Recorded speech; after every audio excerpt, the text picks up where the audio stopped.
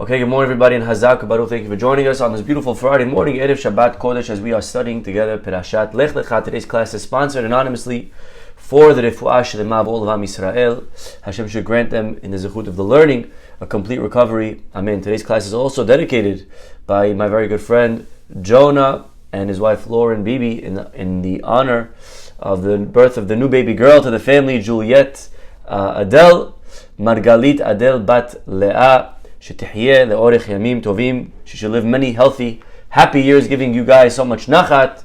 Jonah and Lauren, Mabruk, Mazal Tov, and you should help her grow up to be the true jewel and Margalit, and help her bring out her potential that she is meant to be, Bezat Hashem, and a source of honor and nachat and pride for all of Am Yisrael. Mazal Tov. Thank you so much for being such an important part of these classes every single day. Amen. Hazak Baruch. Okay, Rabotai, Perashat Lech Lecha over here. Of course, the name of the Perashah always has significance. Always. The names are not random. We didn't just find a random word in the beginning, Pasuk. The word of the Perashah, the name of the Perashah, really the Bavitcher Rabbi held that it gives you an insight and it reveals the essence of the whole Sidra. You can look at the name of the Perashah and you can know what the Perashah is going to talk about. All you need to do is look at the name. Bereshit, all about beginnings. Noah, all about Noah. And not only each Perashah, but each of the 5 books have a name. Bereshit, Shemot. And again, the name has significance for the whole book. And in general, names have significance. When you name your child, there's a lot of hashpa'ah, there's a lot of influence that's instilled in that child by the name. My mother-in-law knows somebody whose child they named, their kid was always jumping on the walls. He was never happy. The kid was, today you just give him a Ritalin, right? But the kid was all over the place. And they went to the rabbi. The rabbi said, "What's his name?" And the parents said, David Shaul. And they didn't realize it, but they named their kid David Shaul, the 2 people in life who never stopped fighting. Of course the kid's fighting with himself all day long. So either way, we have to realize that the name matters. Names matter. A Shem is not just a title, it's not just a label. It's a name, it's an essence of a person. There's actually a lot of Gemara and literature about what a name is and how a name could impact a person and their character. Gemara tells us Rabbi Meir, Rabbi Yehuda, and Rabbi Yossi, they were once walking on the road, and Rabbi Meir would always analyze the name of the person that they would meet. So one day they got to a certain town, and then the house that they were staying in,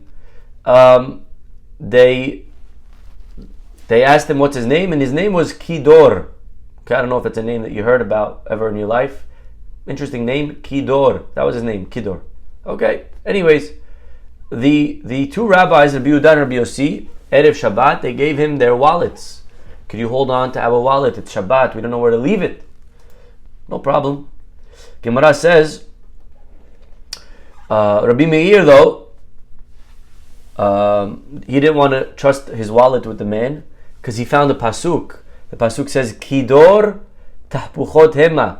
They are a generation of upheavals. And therefore, he didn't trust his wallet with the innkeeper. Well, the Gemara says, Ithazi behalmeh. The innkeeper's father appeared to the innkeeper in a dream. And Rabbi Meir, what did he do with his wallet? The Gemara says, Azal otve be kebre de abu. He went and he hid it by the grave of the innkeeper's father. Middle of the night, the innkeeper has a dream that there's a wallet, come in the grave where I'm buried, there's a wallet over there. The following day, the man woke up. He said, listen, I had this interesting dream. My father came and said there's money.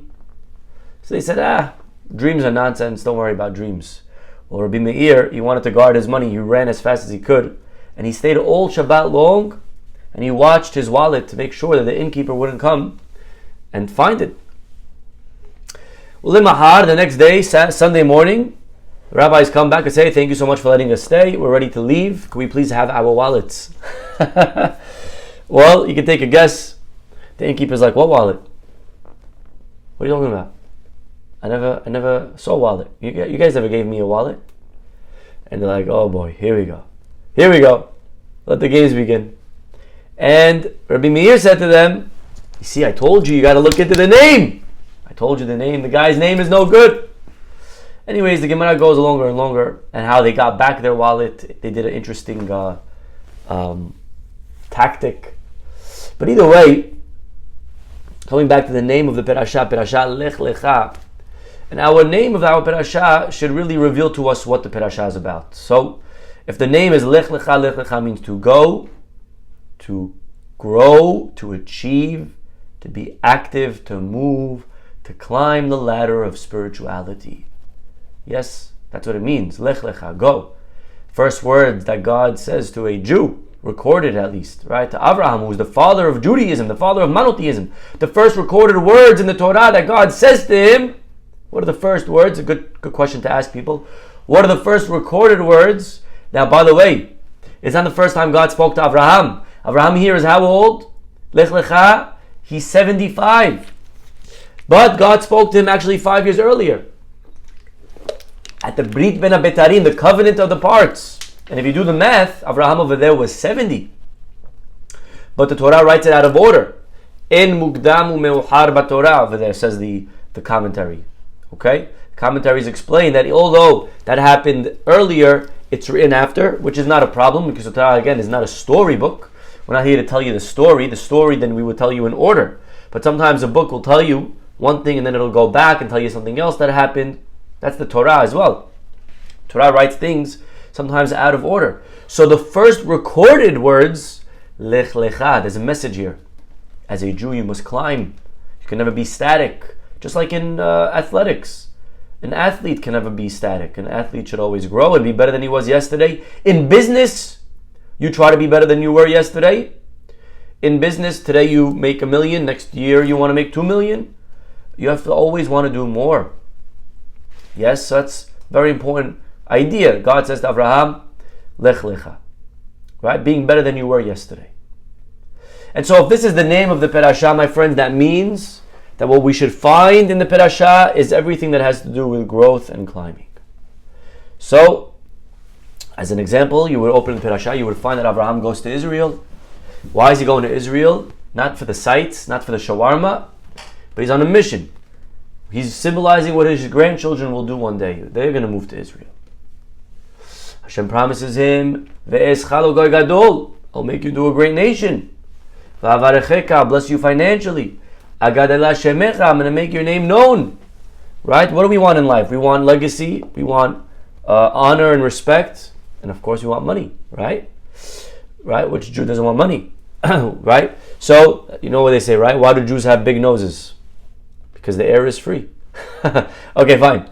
So either way, Avraham Avinu is promised wealth and fame and children. So he goes, Avraham goes, and the pasuk says, "Vayelech Avraham ka'asher diber elav Hashem." So our parasha over here, beautiful. Avraham goes, he listens to God, he goes for the right reason, by the way. He doesn't go for the money. That's what it means. He goes ka'asher diber elav Hashem. Avraham is one of the 10 tests. I mean, I don't know about you, but I know many people in their lives that move to different cities to make money for a job. Okay, I don't know what's so impressive. Avraham's being promised, if you move, I'll give you money. We all do that, no? Didn't we all move somewhere where we live because of business? Because of money? For our kids' school? So what's the difference between us and Avraham? And by the way, he has a much bigger guarantee. The boss that gave me my job, no one guaranteed it. What if I'm not successful? God over here is the guy telling to Avraham, go and leave. So that's much more impressive. I mean, it's much more guaranteed. It's less impressive for Avraham to do what he did. I mean, I don't know. We all do it, no? Many people move for much less money. So what's the Hazaku Baruch? And by the way, it's one of the 10 tests. Is it really such a big test to move for money? Don't we all do that? The answer is, he didn't move for the money. Pasuk is very clear. Ka'asher diber elav Hashem. He moved because God said. That's the nekudah. That's what we have to realize. He moved, he did it for the right reasons. But either way, coming back, Avraham Avinu, Perashat Lech Lecha is going to advance. And that's what we should find if we open up the book. But we look closely in the Perashah that's supposed to deal with growth and progression, actually deals with the opposite. The Perashah is filled with setbacks. Perashah is filled with challenges. Avraham Avinu gets to Israel, and what happens? Boom! Famine. Imagine you're Avraham Avinu, you tell your wife, honey, we're going to move, God promised, land of milk and honey. Just psychologically think about what that does to you. You get to Israel, the land that promised, of land and then famine, and there's no blessing. Instead of blessing, there's hunger. You brought curse to the place. Yeah, so much for your luck. So he's got to now leave, he's got to go down to Egypt. So in a way, history's first Oleh, the first guy to do Aliyah, also did Yeridah. He has to now leave. He has to now go to Egypt. Very interesting observation. So where is the Lech Lecha? What happened to growth? Let's take another step. Why does he leave Israel? Well, to Israel, sorry. Why does he leave to Israel in the first place? What was the purpose? The Midrash says, let me tell you a mashal. Imagine you have a box filled with beautiful besamim, beautiful aromas, spices. And the Midrash says, anyone that knows anything about spices, when it's stationary, doesn't really smell nice. How do you make it smell? You got to shake it. Right? As an example, when you do hadas, you have to, right? You got to grind them together. That's when the smell comes out. Right? You got to shake the spices to bring out the beautiful fragrance. So Avraham Avinu over here, he has beautiful aroma, but he's in one corner of the world. God says to him, no one's going to smell you. No one's going to see your greatness. Over here, like today, by the way, today you have, Baruch Hashem, to the internet. You have today, people are exposed to rabbis from all over the world. It used to be, think about no internet 50 years ago, think about it. If I was here in America, you wouldn't be able to watch me wherever you are. There's people in Israel, people in London. I get emails from all over the world. Some of them are for me, some of them are a mistake, but hopefully they're for me, right? One time a guy, I tell you a true story, a guy one time he emailed me. He said, Rabbi Mizrahi, I want you to know I love your classes. They're unbelievable. And we're having this huge Shabbat getaway in South Africa. And we have only the best of the best rabbis coming. And we want you to be on the panel of rabbis. Now I'm already drooling. My mind's racing. South Africa. And I'm going to go. I'm going to get a free vacation. Flights paid for. Me and my wife. Long overdue. Hotel. I'm going to tour the safaris. And I'm going to see Cape Town and Johannesburg. And all of a sudden I'm continuing to read the email. I'm like, Yishtabach Shemo, finally Hashem, you see my efforts. And all of a sudden I get to the bottom of the email, and it's a true story. And the last line, it says, by the way, this is Rabbi Yaakov Mizrahi, right? Rabbi Yaakov Mizrahi is my brother, okay? I'm like, no, it's not, but I'm also available if you want. So either way, so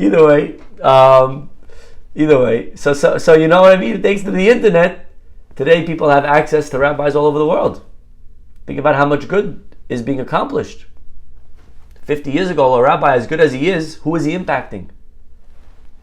100 people, his small corner.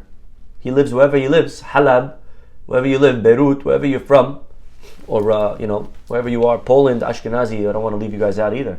Wherever you're from, you're right. You're only impacting. Now, if you're right, I don't know. Did my brother go? That's a great question. I sure hope he did. But either way, if you're watching this video, Mr. South Africa, please make sure you invite me next time. Okay, Ariel Mizrahi. Make sure you get the right email. Okay, fine. But either way, you're making an impact on your small town. Maybe if you write a book, it's going further.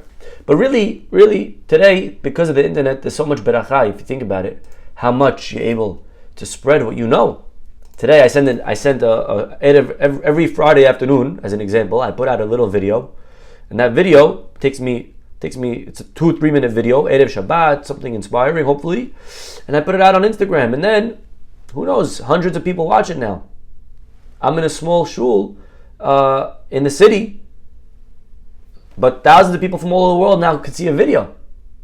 Now, wherever you are in the world, you realize that's a crazy concept. So God says to Abraham, here you're not known. In Halab, Abraham was from Halab, by the way. Over here in Haran, no one knows you. You gotta move. Gotta make you smell good. Gotta shake the besamim. So, he moves him around. And what's the purpose? The motion causes the odor to benefit all those who are present.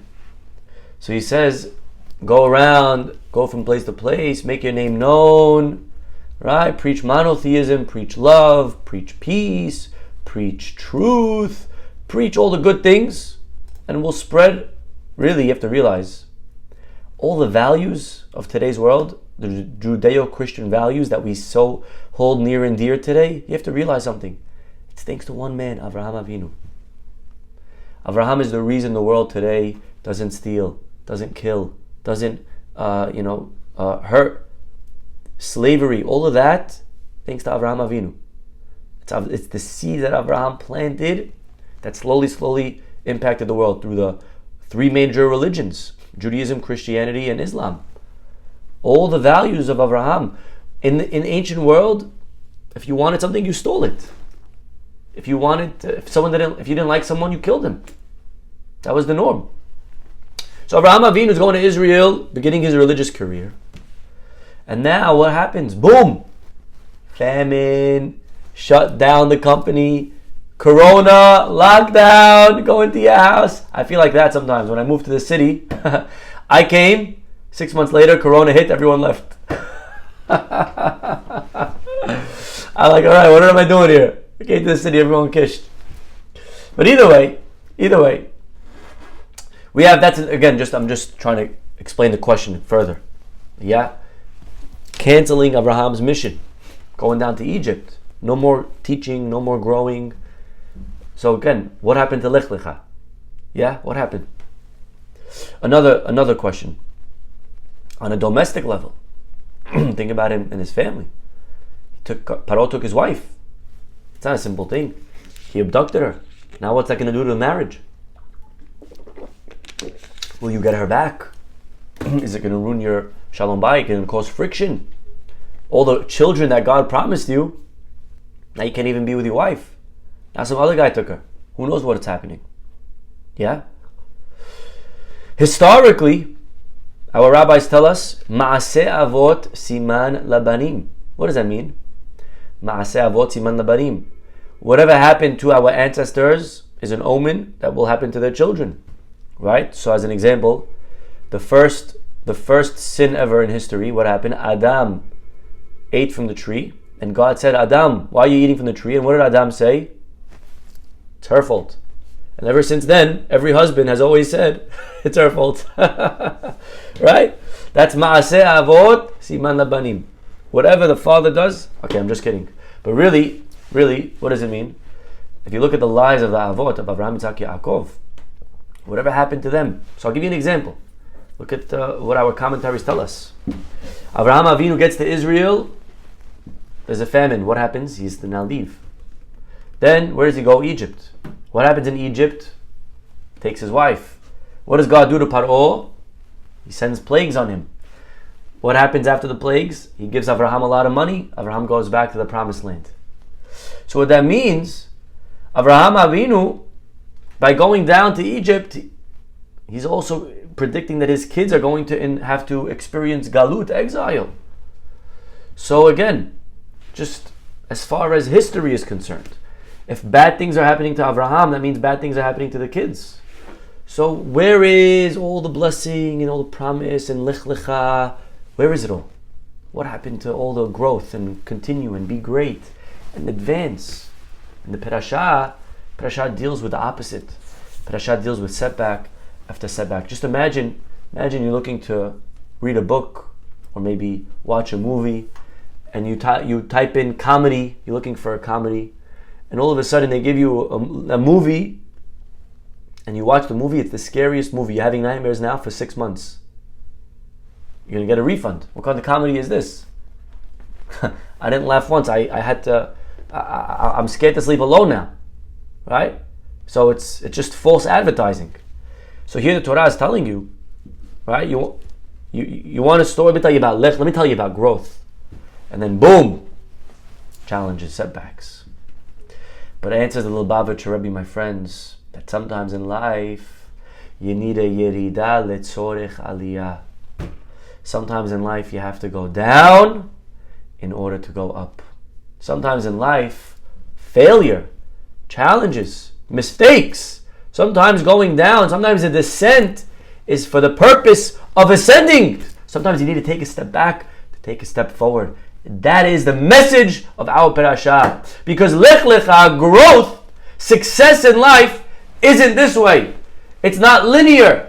It's not one way. It's not in a straight line. Growth never happens like this. Success is not this, my friends, in life. Success is up and down and up and down. That's life. You ever saw a heartbeat? You ever saw the heartbeat? The heartbeat's not boom. You know what that means if you see a straight line, God forbid? It means dead. Life, if you have a pulse, you're going up and you're going down. And the way to climb in life, sometimes you need to take a step back. Sometimes you need to make a mistake. Sometimes you have to experience something to your business, to your relationship that's not comfortable, but it's very important and necessary to help advance your relationship one step further. Because now, this fight, sometimes you have a fight, but that fight now, you speak things out, and now your marriage is even stronger than before. I remember hearing one time in yeshiva, my Rabbi gave a great example. It says, imagine a mountain climber. He's climbing the mountain. All of a sudden, he gets to a big cliff, a little gap that he's got to jump over. But he can't jump, so what does he need to do? He has to take a few steps back. Then he has to run to jump to the other side. You understand? Sometimes in life, Hashem is preparing us for the next level. Hashem is ready for us to advance more. So He does things to us that appear like He's hurting us. Appears as if we're making mistakes. It appears as if it's down. It looks like we're going down.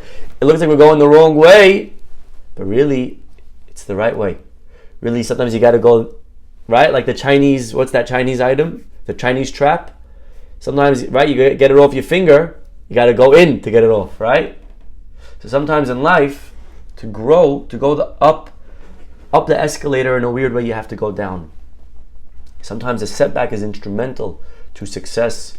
We have to remember the failure, the down is temporary, but it's preparing the way to progress. When Thomas Edison failed creating a light bulb, he didn't say I failed, and he failed a lot of times. They say 10,000.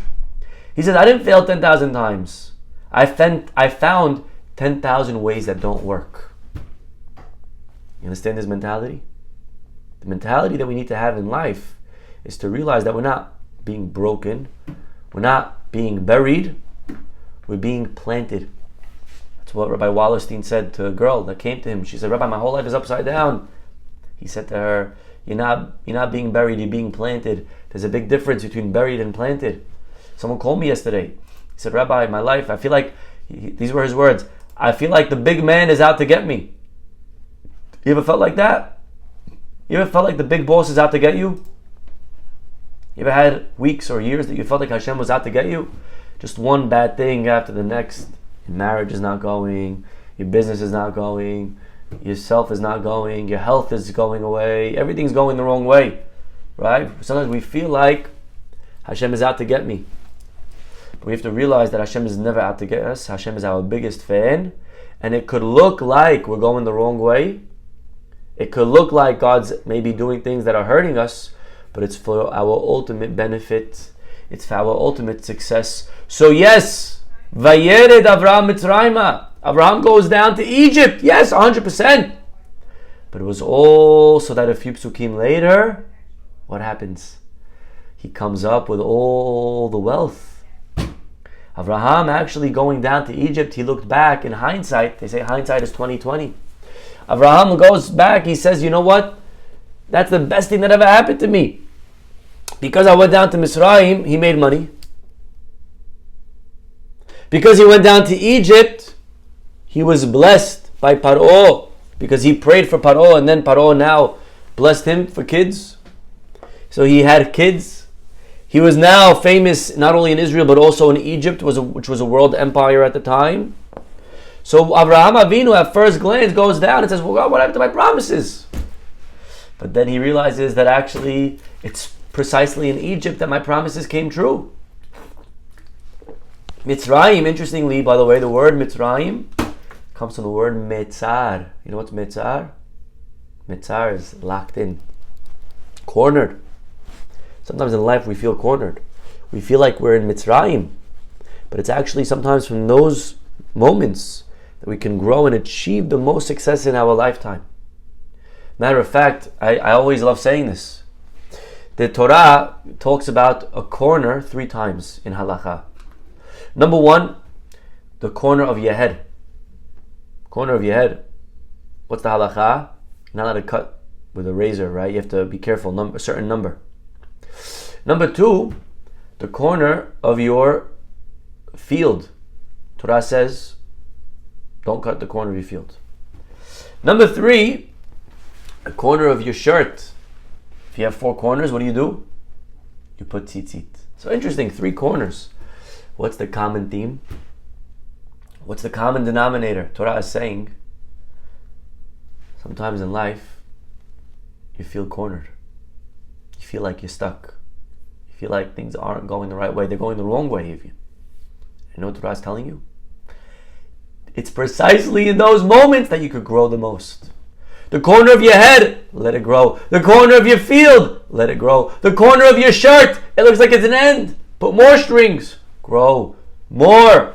In life we could achieve the highest levels, the most difficult times. This is true, we find in so many areas. Think about it spiritually. Sarah, she goes down. She goes down, right? It's a yeridah to go down. She's abducted by this man who's not her husband. But what happens? What does she do with him? Does she do anything that night? Our rabbis say no way. Paro that night was hit with plague after plague after plague. And what happens is this. You see, we said it earlier, Ma'aseh Avot, Siman Labanim.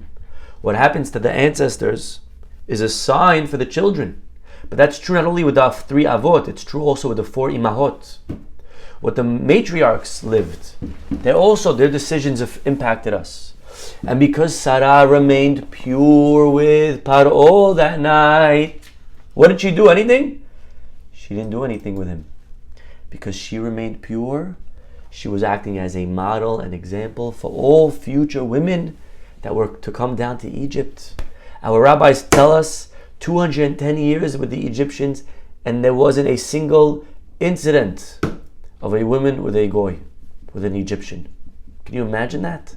It's almost impossible. How did the Jews get that kedusha, that purity? There was one case of Shelomit bat Devri that she was taken advantage of by an Egyptian. She didn't know about it. It was the middle of the night, and her husband went to the bathroom, and then the Egyptian snuck in. That was the only time, and it was against her will.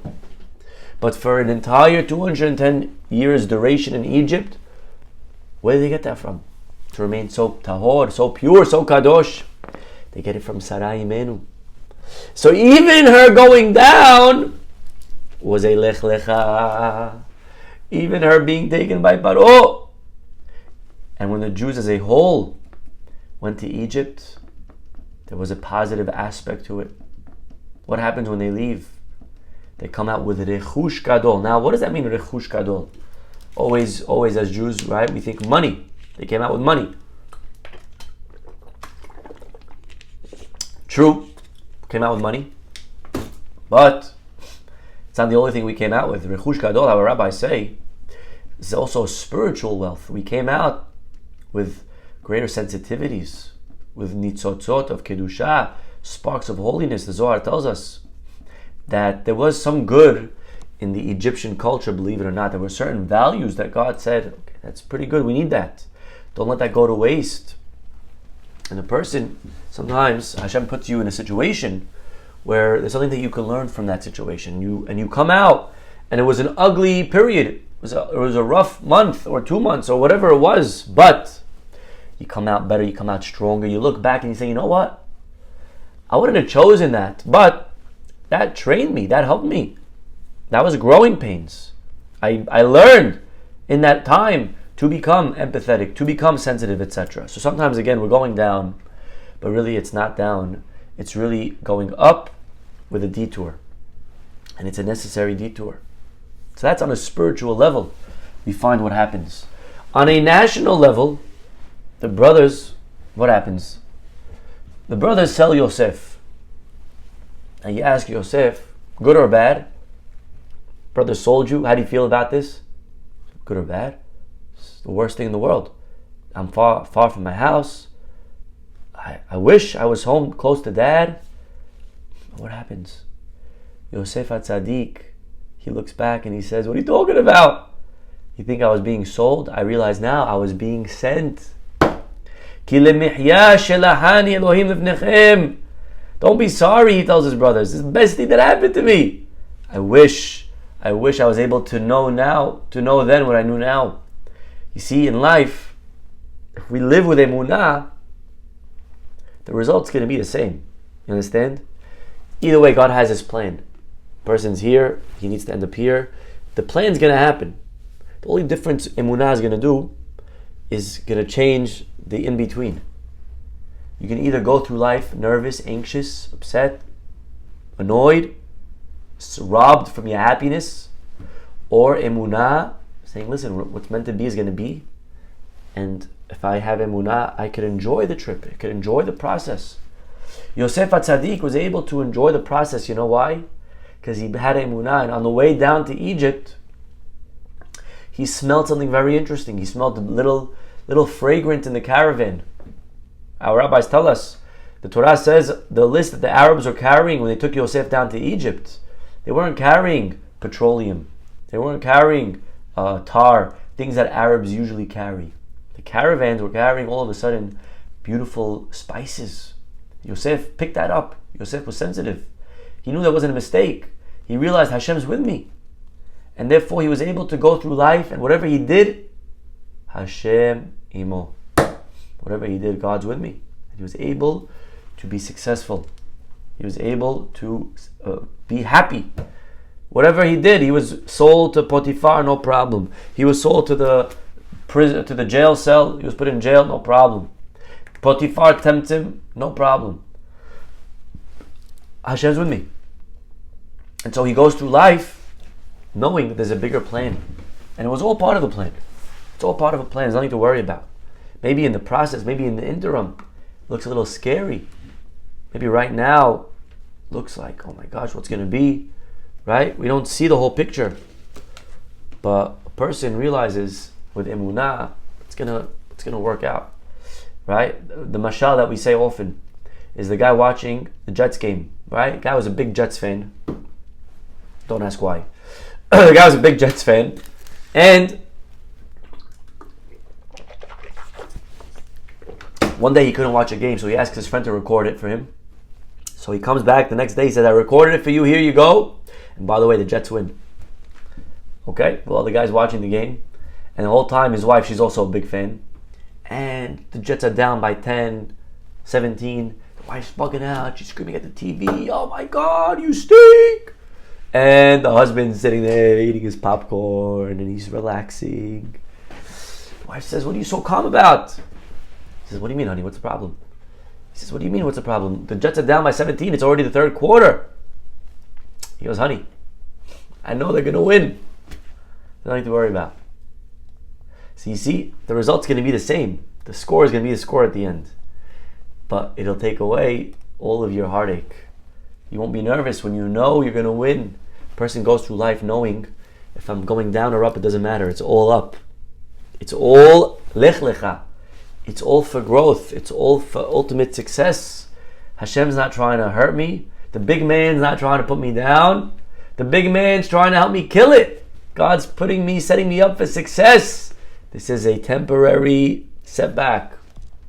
We have to realize that what we see now in the world with anti-Semitism, it looks very bad, but it's part of a bigger plan. And of course we do what we can and we vote, and we have to make sure that we do all the steps necessary. But ultimately, a person realizes that we're going to look back one day and say this was overall a big stepping stone for the Jewish people. If you remember more recently, if I could give you from 1947, the Prime Minister of England, Ernest Bevin, remember that guy? Not a good guy. He refused to 100,000 Jews, survivors of the Holocaust, to let them into Palestine. Remember that? If you lived at the time, you would say, oh, what a yerida, what a disaster, how could Hashem do this?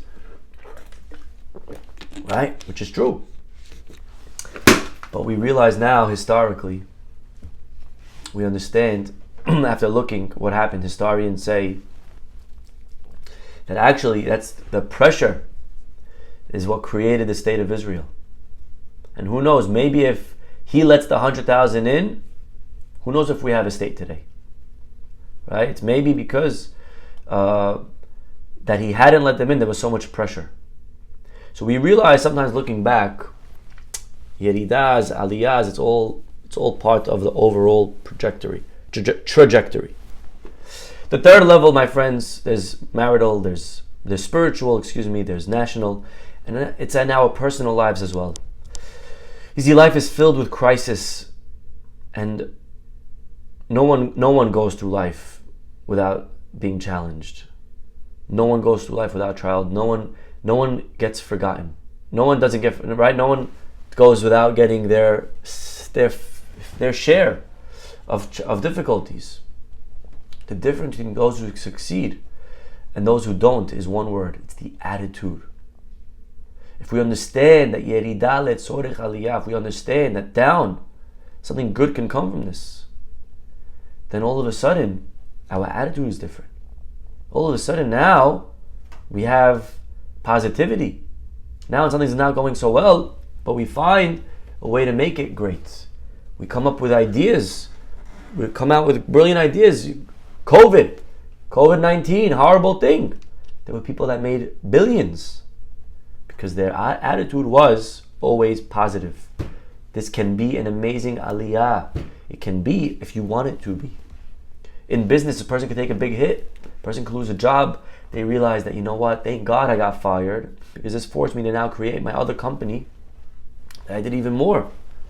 Remember a lady by the name of Oprah? She lost her job. She was demoted as news anchor. And then she ends up opening her own TV show where she became maybe the most popular person in the showbiz, right? So, and this is not wholly her. There's so many examples. Dr. Seuss, his first book was rejected by 27 publishers. At 30, this man was devastated and depressed because he was removed from the company that he started. Who was that? Steve Jobs. Remember? You ever heard of Apple? Maybe you never heard of it. But either way, this guy was fired from a newspaper for lacking imagination and having no original ideas. Who's that one? Walt Disney. So we have to realize that in business, what looks like it's down is not necessarily down. In health, how sometimes people realize that the doctors say, you know what, it's so fortunate that you had this issue that forced you to come in, because now it's a warning sign that we can start paying attention and you can save your own life. Without this warning, you would have found out too late. Life, my friends, is never up or down. Rather, it's always zigging and zagging. And we don't know which one we're at. We don't know if we're the zigs or the zags. But we know that Hashem is setting us up and planting us, never burying us. Even ma'asu habonim. The stone, the rocks that the builders refused. The even, the rocks in our lives that we were mo'es, that we're disgusted, that we hate. I wish I didn't have to go through that. But don't forget, says David HaMelech, Hayeta lerosh pina. One day, that stone is going to be the rosh pina. That stone is going to be for you the highlight of your career. You look back and say, wow, that was so important. That was so needed. I needed to miss that foul shot because I was too arrogant. You know, sometimes a football team, they're perfect. They're going through the season, they didn't lose a game. And all of a sudden they lose a game. But really, that loss could be so helpful. It keeps them connected as a team. They remember that they're not invincible. They remain humble, etc., etc. Al tismehi oyavti li ki nafalti kamti. Don't be happy, my enemies, because when I go down, kamti. A Jew always knows, even if we're not failed, it's never permanent. It's temporary. And ultimately we could use that nefilah for a kima. We could use it to rise higher and higher.